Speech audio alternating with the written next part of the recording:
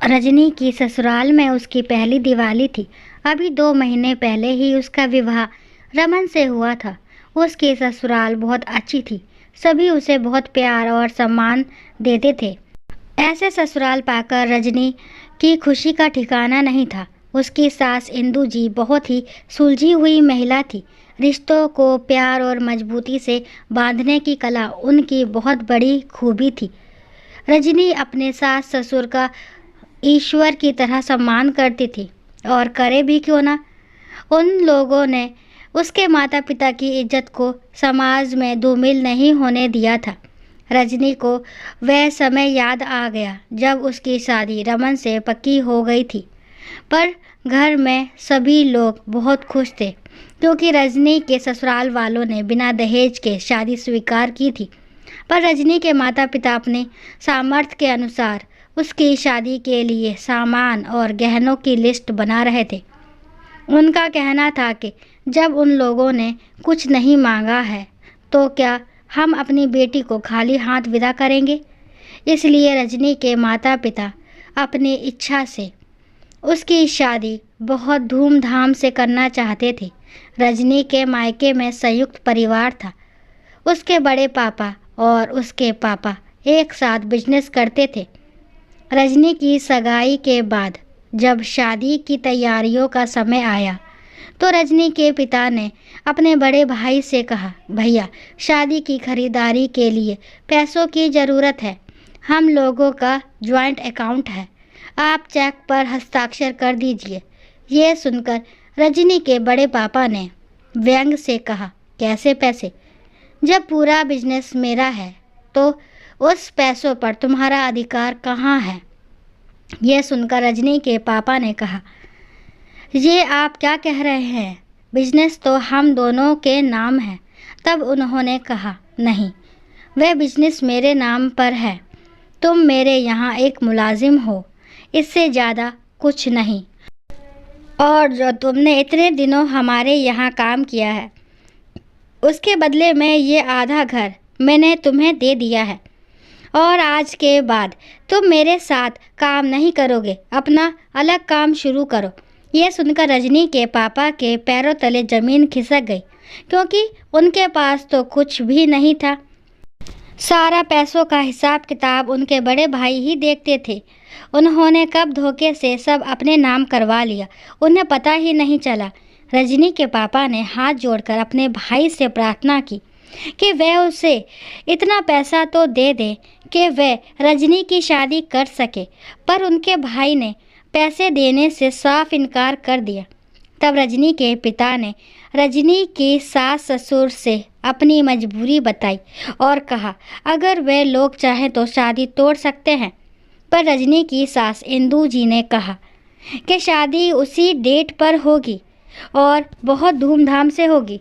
रजनी के ससुराल वालों ने अपनी तरफ से सभी तैयारियां की और रजनी को अपनी बहू बनाकर ले आए।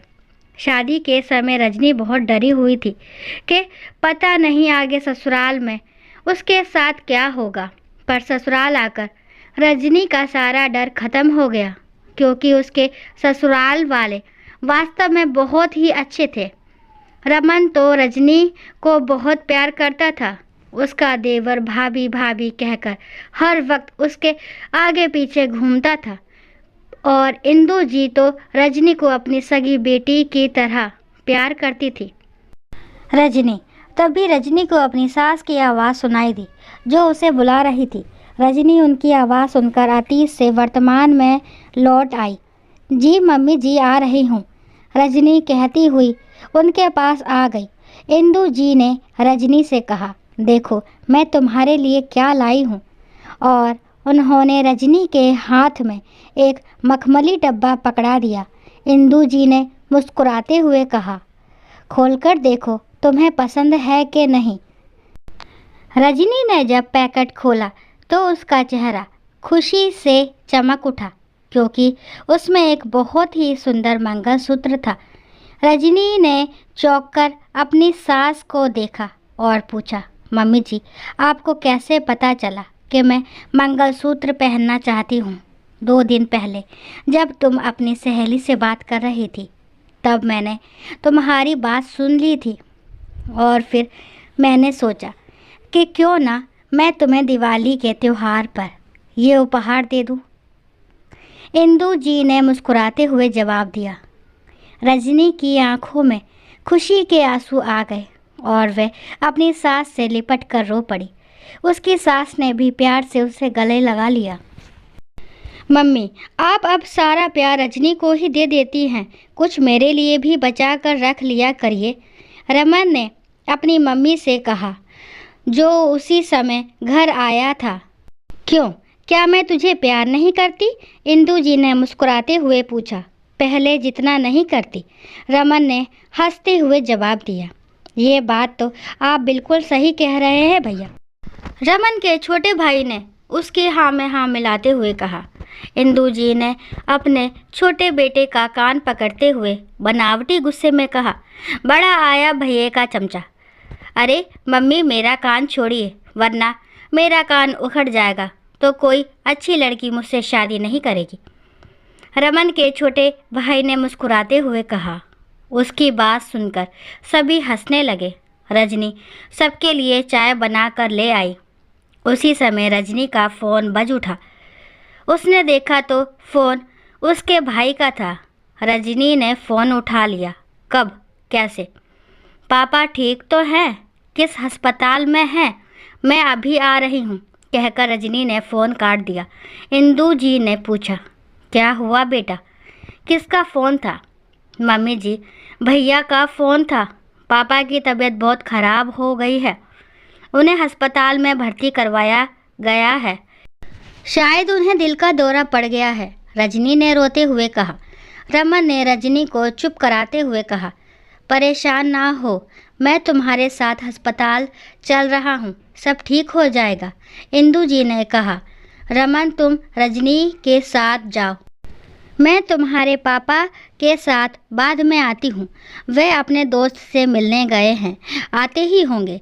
जी मम्मी, हम लोग जा रहे हैं, कहकर रमन रजनी को लेकर अस्पताल चला गया। कुछ देर बाद जब इंदु जी अपने पति के साथ वहां पहुंची तो सभी के चेहरों पर उदासी छाई हुई थी और रजनी की मम्मी रो रही थी। रजनी उन्हें चुप कराने की कोशिश कर रही थी। क्या हुआ, सब ठीक तो है? इंदु जी ने पूछा। रजनी के भाई ने कहा, माँ जी, डॉक्टर का कहना है कि पापा को दिल का दौरा पड़ा है, उनकी तुरंत बाईपास सर्जरी होनी है। यदि ऑपरेशन नहीं किया गया तो पापा को बचाया नहीं जा सकेगा। तो इसमें इतना परेशान होने की क्या बात है बेटा, ऑपरेशन के बाद वह बिल्कुल ठीक हो जाएंगे, इंदु जी ने उसे समझाते हुए प्यार से कहा। रजनी का भाई कुछ नहीं बोला, चुपचाप खड़ा रहा। तभी नर्स ने आकर कहा, आप लोग जल्दी पैसा जमा कीजिए, नहीं तो ऑपरेशन में देर हो जाएगी, फिर पेशेंट को बचाना मुश्किल हो जाएगा। इंदु जी को बात समझ में आ गई। इन लोगों के पास पैसे नहीं हैं। उन्होंने रमन से कहा, रमन, जाकर पैसे जमा करो, वरना हमें जीवन भर अफसोस रहेगा। उनके चेहरे पर गंभीरता छाई हुई थी। रजनी की मां ने चौंक कर इंदु जी को देखा और हाथ जोड़कर रोते हुए कहा, आप लोग तो हमारे परिवार के लिए भगवान बन गए हैं, हम लोग तो जीवन भर आपके एहसानों का बदला नहीं चुका पाएंगे। इंदु जी ने रजनी की मां का हाथ पकड़कर कहा, आप हमें क्यों शर्मिंदा कर रही हैं? अब हम सब एक परिवार हैं तो हमारे सुख दुख भी तो साझा हो गए हैं, इसमें एहसान वाली कोई बात ही नहीं है। अंदर ऑपरेशन चल रहा था और बाहर सभी बेचैनी से टहल रहे थे। थोड़ी देर बाद ऑपरेशन थिएटर का दरवाज़ा खुला और डॉक्टर बाहर आए और उन्होंने बताया कि ऑपरेशन सफल रहा, अब मरीज खतरे से बाहर है। ये सुनकर सभी के चेहरों पर खुशी दिखाई देने लगी। रजनी ने अपनी सास के पास आकर कहा, मम्मी जी, आज आपके कारण मेरे मायके की दिवाली खुशियों से जगमगा गई, वरना मेरे मायके की खुशी समाप्त हो जाती। आज इंदु की अच्छाई और इंसानियत ने रजनी के परिवार वालों के चेहरे पर खुशी ला दी थी और वहाँ का पूरा वातावरण खुशियों से महक उठा। दोस्तों, आशा करती हूँ कहानी आपको ज़रूर पसंद आई होगी। कहानी पसंद आती है तो प्लीज़ मेरे चैनल को लाइक शेयर सब्सक्राइब करना ना भूलें और इस कहानी के बारे में आपके क्या विचार है कमेंट बॉक्स में ज़रूर बताएं। कहानी को लास्ट तक सुनने के लिए थैंक यू। राम राम, राधे राधे।